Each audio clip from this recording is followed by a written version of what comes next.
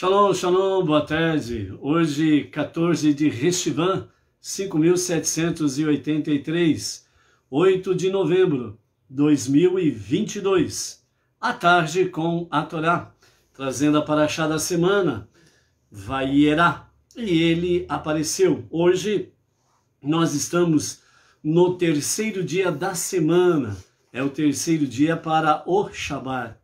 E, portanto, vamos para a nossa terceira leitura da nossa paraxá semanal. Baruch Hashem.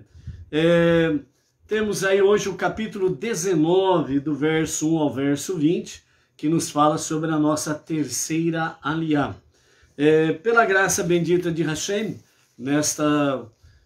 há cerca de 10, 12 dias aproximadamente, estamos aí trazendo diariamente também uma palavra no sentido de que uma pequena chama dissipa uma grande quantidade de trevas, como diz os nossos mestres, o Tânia, o nosso Rebbe Menachem Mendel, o líder máximo da nossa geração, e também, Deus é nosso refúgio e nossa fortaleza, socorro bem presente na hora da nossa angústia, da nossa aflição.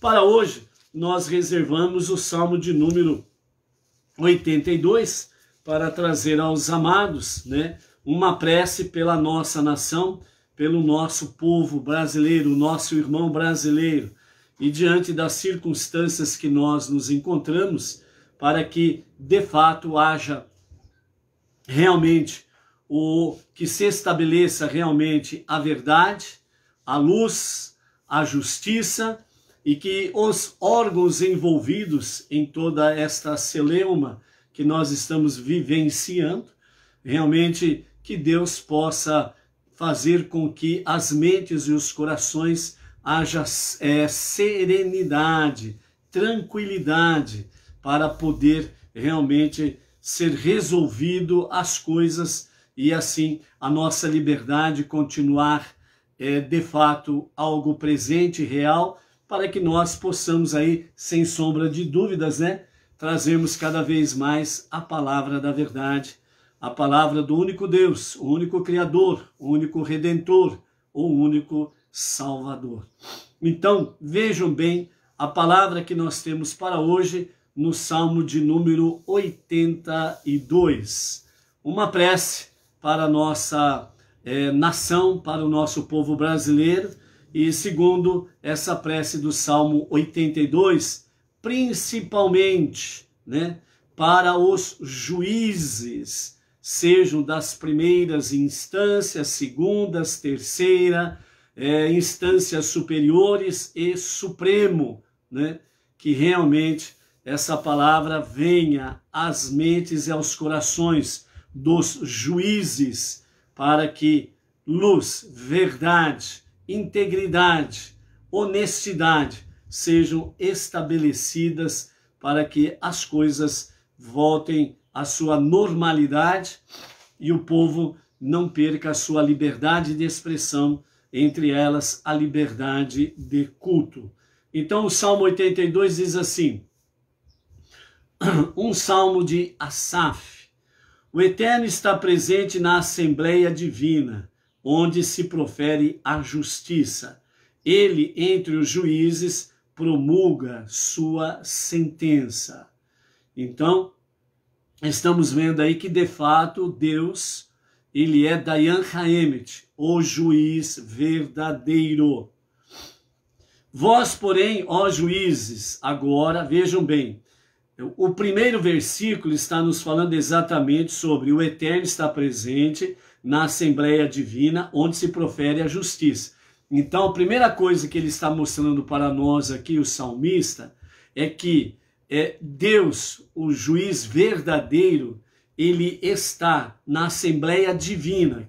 Que Assembleia Divina é esta? Ou seja, onde se profere a justiça. Então, se alguém acha Suprema Corte, Supremo Tribunal e patati patatá, ok? Então aqui Deus está deixando bem claro que há uma Assembleia Divina de Justiça que está acima de tudo e de todos. Ponto. Verso 2. Agora nós temos aí um momento em que a palavra ela se volta para os juízes da terra. Vós, porém, ó juízes, até quando sentenciareis perversamente, favorecendo os malévolos? Fazei justiça ao desfavorecido e ao órfão, procedei corretamente para com o aflito e o desamparado. Libertai o oprimido e o indigente, salvai-os das mãos dos ímpios, dos perversos. Eles, quem? Os juízes, porém nada sabem e nada querem compreender. Vagueiam pelas trevas da ignorância e da insensibilidade. Abalam assim os fundamentos que sustentam a terra. Vejam bem, realmente, a palavra sobre os juízes da terra. Com raras exceções, realmente essa carapuça não é para todos, com raras exceções.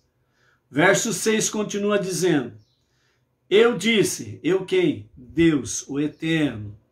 Vós, ó juízes, sois como os anjos, todos vós sois filhos do Altíssimo.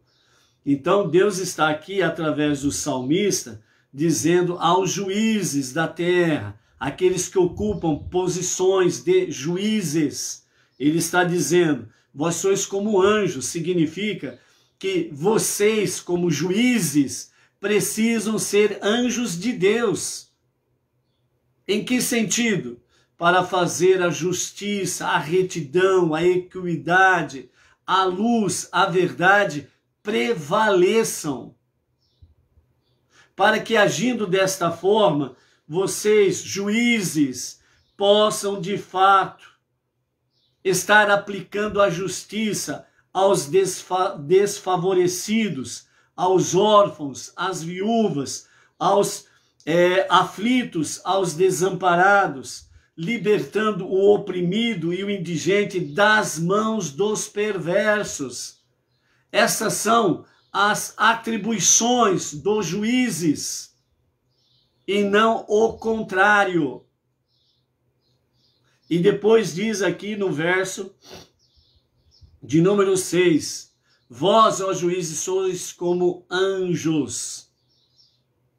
Ou seja, a posição de um juiz é como um anjo, no sentido de que é através dos juízes que Deus pode aplicar toda esta questão de equidade, justiça, retidão, verdade.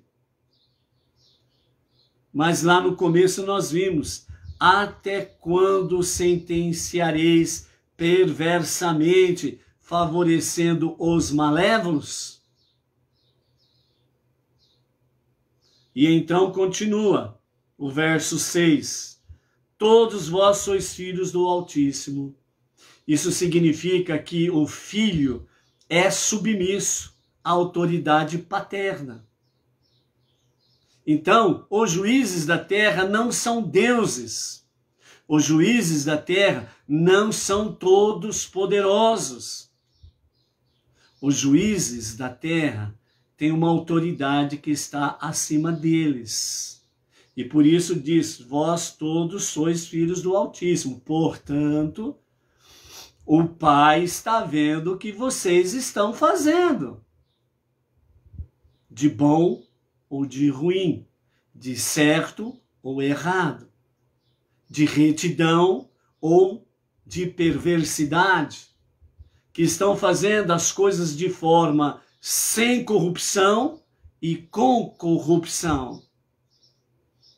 O Pai está vendo tudo. E o Pai dos juízes, ele é chamado de Dayan Haemet, o singular, artigo masculino, dizendo que o significa único juiz verdadeiro. Então toda sentença que vem dele é plenamente, perfeitamente justiça. Verso 7. Porém, como todo ser humano, aí agora, né, a palavra enquadra os juízes naquilo que eles realmente são, seres humanos. E isso significa o quê? Vós, porém, como todo ser humano, haveis de morrer. Não vão ficar para a semente, não vão ficar eternamente aí, arrogantes, cometendo injustiças, saboreando por um breve momento dos sabores da corrupção, da iniquidade, da perversidade, associando-se com os malévolos, os perversos e sendo contra os inocentes. Toda sentença que vem e condena um inocente, esse juiz tem uma prestação de contas muito séria. Toda ação judicial que prejudica o ser humano de forma injusta, incorreta, de forma perversa, tem uma prestação de contas com o Pai. Diane Haemmet. Pensa que vai escapar ileso? Não adianta bater no peito e dizer, eu sou o juiz. Não tem ninguém acima de mim. Não é assim que eles agem? Os perversos juízes? Acham que não tem ninguém acima deles. Acham que eles são soberanos, autossuficientes e por aí afora vai. Será mesmo? Aguarde. E aí vem a conclusão do versículo 7. Todos, porém, como todo ser humano, também há vez de morrer, e como qualquer príncipe, há vez de sucumbir.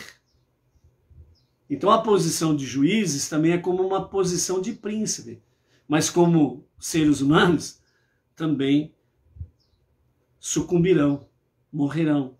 Isso daí significa o quê? Que além de prestar uma conta aqui, nesse tempo presente, depois da morte tem um ajuste de contas. Aqui, você tem uma dor de dente, uma dor qualquer, você toma um analgésico, né? Para dores, você passa a sua dor. A hora que for a prestação de contas do outro lado, não existe analgésico, não. Vai sentir de forma nua e crua as consequências da sua injustiça. E concluindo o verso 8 do Salmo 82 diz: levanta-te, ó Eterno, agora o salmista clama, levanta-te, ó Eterno, e julga tua terra, pois a ti pertencem todas as nações. Então aqui, que é o Salmo de Asaf, ok? Então agora no final, Asaf, ele então levanta um clamor. Lembra ontem quando nós falamos do clamor de Sodoma?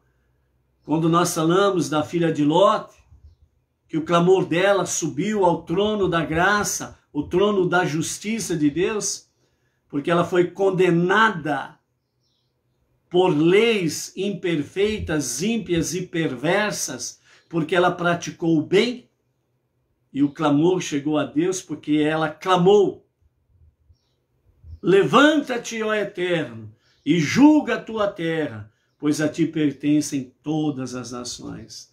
E assim, de fato, o clamor chegou a Deus. Então, o clamor do povo é impossível de Deus não ouvir. Porque à medida que o povo clama aquele que está acima de tudo e de todos, o único Deus, o único Criador, o único Redentor, o único Salvador, as pessoas, o povo clamando por justiça, tenha certeza de uma coisa: não ficaremos sem resposta divina. Fazemos a nossa parte de forma dentro da lei, dentro de uma conduta que é agradável aos olhos de Deus, sem violência, sem corrupção, e coisas semelhantes a estas. E o clamor sobe mais rapidamente, com mais intensidade. E certamente o povo não fica e não ficará sem respostas. As respostas estão chegando paulatinamente, para que no momento em que se conclui a justiça divina, possamos nos jubilarmos de forma também ordeira, corretamente, com justiça, com equidade, com serenidade, com equilíbrio. Ok? Então, por isso, quando Asaf, no último versículo, ele diz, levanta-te, ó terra, e julga a tua terra. Então, aqui, mais uma vez, nós temos a palavra real, toda a terra e o que há nela pertencem a Deus. Ponto. Por isso que ninguém é e nem pode ser chamado de autossuficiente ou todo-poderoso, porque só Ele é autossuficiente e todo-poderoso. E, sem sombra de dúvidas, a segunda parte do último versículo diz, pois a ti, Eterno, pertencem todas as nações. Nesse sentido, amados, Deus está no controle de tudo. Deus está não somente ouvindo, não somente vendo, mas Ele está tomando todas as providências. O que nós precisamos? Tomarmos cuidado com os extremos. Por isso, o título da nossa live é este: extremos são destrutivos. Seja de direita, seja de esquerda, extremos são destrutivos. E é nisto que nós temos que estarmos precavidos. Extremos não. Por isso nós sempre encontramos em Hashem equidade, equilíbrio, serenidade, tranquilidade. Entendeu? Então é isso daí. Baruch Hashem. Essa é a nossa introdução de hoje. E o nosso shalom de hoje vai para Humberto Silva Barros, a Marília Alcântara, a Andréia Lopes de Contagem, Minas Gerais, ao casal Áurea e Ivan Lisboa, Belém do Pará, a Simone Cordeiro, Nova Iguaçu, Rio de Janeiro, a Eunice Loretti, também lá do Rio de Janeiro, juntamente com o esposo, o filho, a Eleonora Edith Oliveira, a Elisa Ávila, BH, Minas, William José Pires Figueiredo, do Rio de Janeiro também, a Thelma Silva, lá de Vespariano, uma cidade mineira, a Cida Lopes, a Francidednei Caetano, do Rio Branco, lá no Acre, lá extremo norte, lá, hein? A Genesi Tolentino dos Santos, Londrina, Paraná, a Vânia Ivonete Maria da Silva, Recife, Pernambuco, o Matheus de Brito, lá de Limeira, interior de São Paulo, a Rosa Marícia Simplício de Farias, Bertioga, litoral paulista, a Nayara Oliveira, lá do Rio de Janeiro também, a Sebastiana Riverleia, Flávio Vieira Ribeiro, da cidade de Iguape, também interior de São Paulo, ok? Baruch Hashem. Temos aí o Luiz Ribeiro, Itaquera Grande, São Paulo, a Maria Isabel Gouveia, né, a primeira a se conectar na tarde de hoje, né, lá de Lucélia, interior de São Paulo, a Inês Martins, aqui de Pirajuí, a Carla de Costa, Barra Velha, Santa Catarina, Baruch Hashem. Deixa eu ver se tem mais alguém aqui. Baruch Hashem, ok? Então, amados, vejam bem, a nossa terceira aliá de hoje, ela está no capítulo 19 de Gênesis, Bereshit, do verso 1 ao verso 20. Nós temos aqui um momento da chegada dos anjos para a questão de destruir Sodoma ou Sedoma e salvar Lot, né? Então nós temos essa daí, até o verso 14. A partir do verso 14 nós temos aí a questão de Lot é salvo e Sedom e Amorá são destruídas. Então, das 5 cidades, as 2 cidades são destruídas. Vejam bem as questões. Então, Sodoma e Gomorra, como ficou conhecido popularmente, né? Então, foram destruídas, ok? A Maristela, né? Mais um casal aí, né? A Maristela Maciel e o esposo Ronaldo, da cidade de Raul Soares, Minas Gerais, também chegando por aí, se conectando à tarde com a Torá, ok?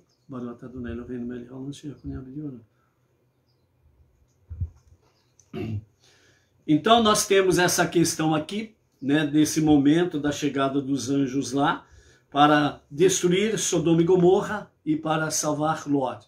Vimos que eram 3 anjos, né? Um estava com a missão incumbida de anunciar o nascimento de Itzarraque.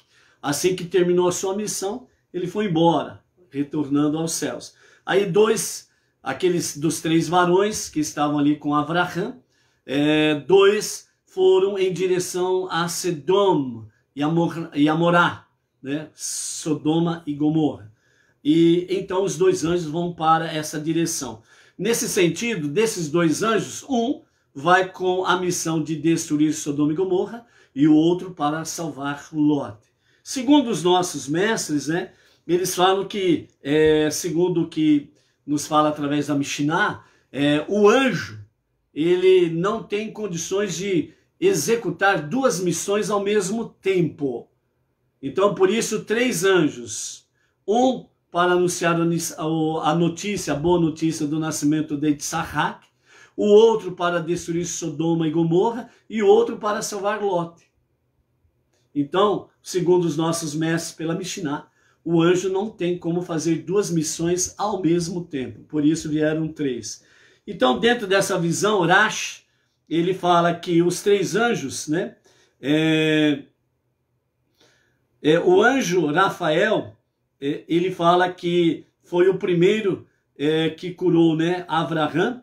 Então, ele chegou ali como o anjo Rafael, que significa, né, na tradução simples, né, Deus cura, né, que é exatamente a questão Hashem Rafá, né, Rafá está na questão da cura, né, seja física ou cura espiritual. Então, nesse sentido, Rashi fala que o anjo, né, Rafael, foi aquele que chegou junto com os outros 2, curou Avraham, que era o 3º dia da sua Brit Milá, por isso que ele saiu a 1000 por hora para preparar todos os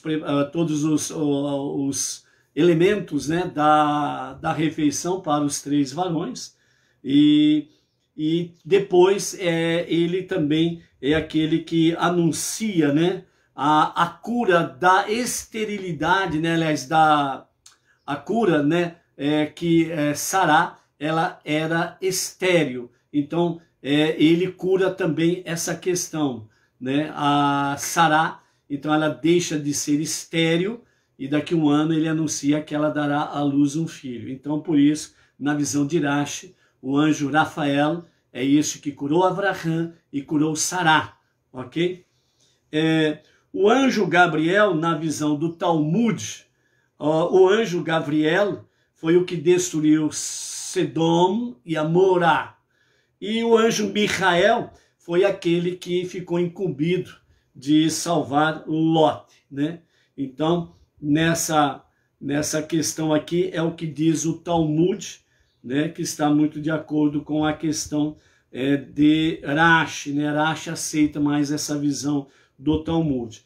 Por outro lado, o Midrash, ele fala que Michael foi quem anunciou a boa notícia e foi embora. Gabriel foi enviado para destruir Sedom, né, e Amorá, e Rafael foi para salvar Lot, né? Uma pequena distinção na visão do Midrash, né? Mas a eficácia não se perde aí.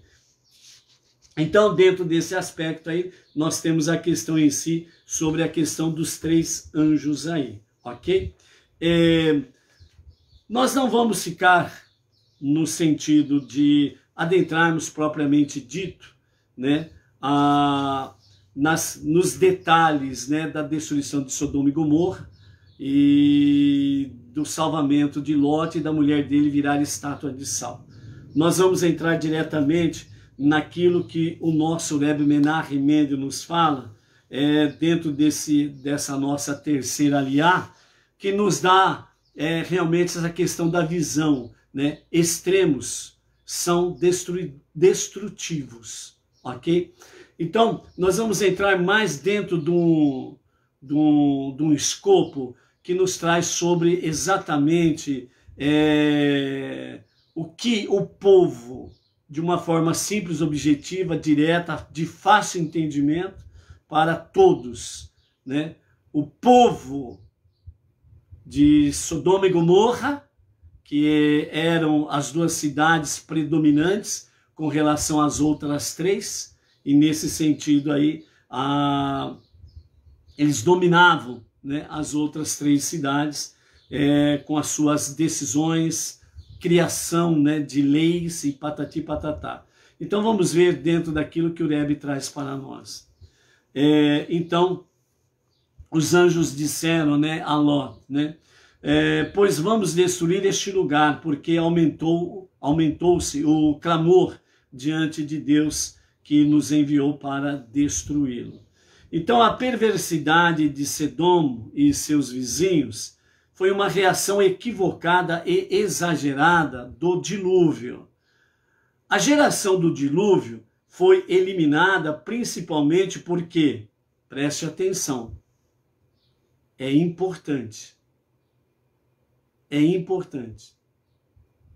nós trazermos as verdades da Torá para os nossos dias. Não é algo que ficou no passado. Não é algo que aconteceu só lá no passado, só com aquela geração ou aquelas gerações. Lembrando que a história se repete. Quem não conhece a história é um ignorante e não entende o que está acontecendo na atualidade. Por isso que nós não podemos ficar na bolha. Não é comigo, o resto que se dane.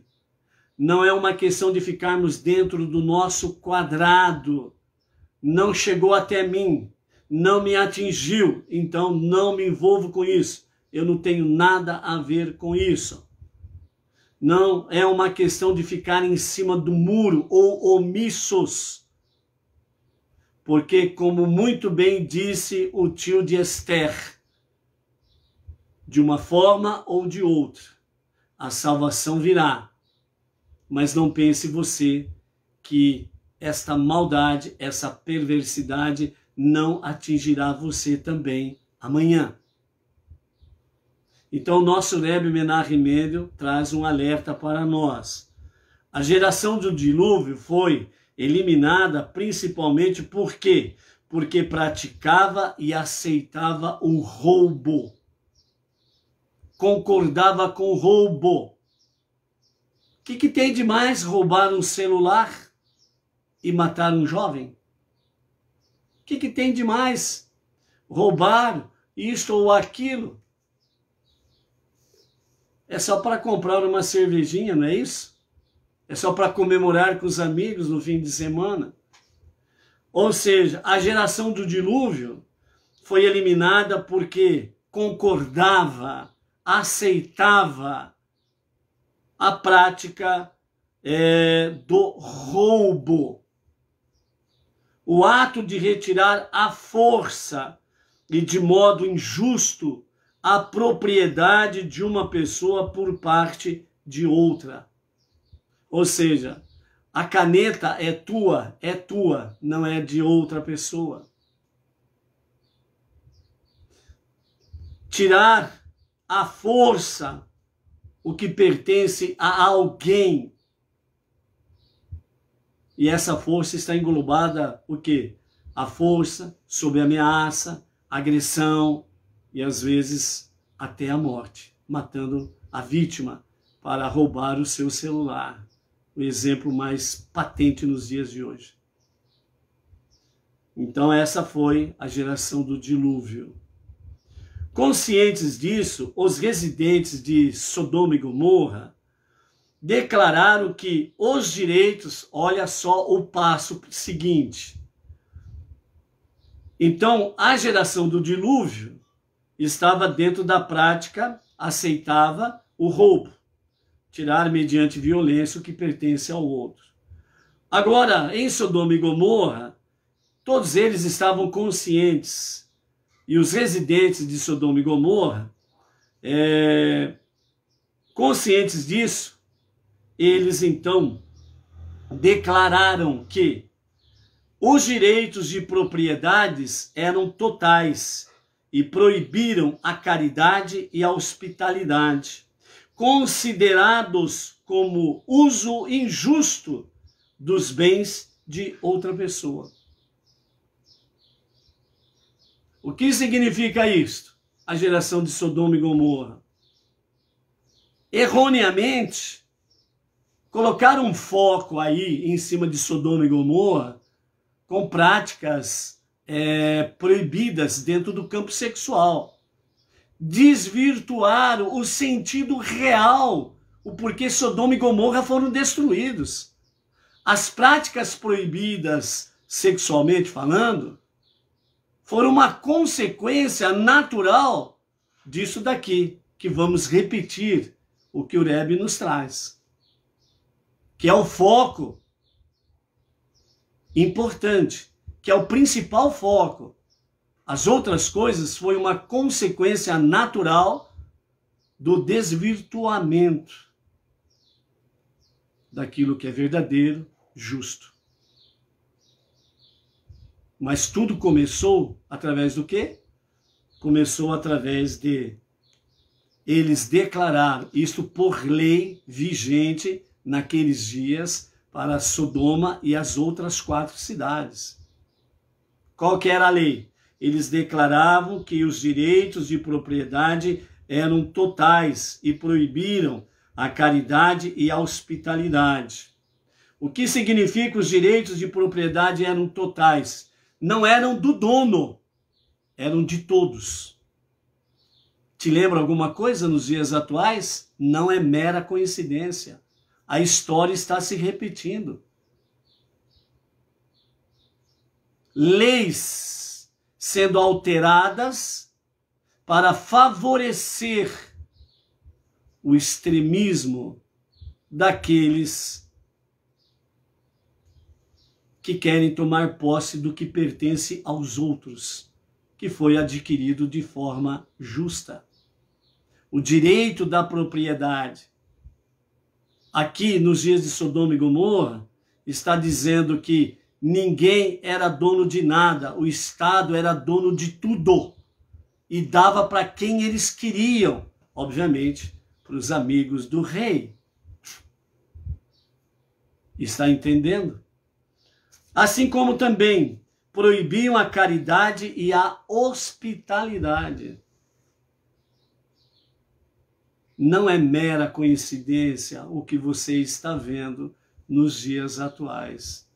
A história está se repetindo. Está entendendo? A história está se repetindo.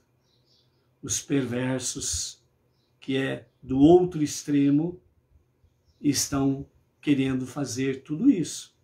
Então, vejam bem, considerados como usos injustos dos bens de outra pessoa. Então, nós precisamos tomar muito cuidado com aquilo que está acontecendo. com as opções que nós temos pela frente. As opções que nos são colocadas é de vida ou morte, de liberdade ou escravidão. Ok?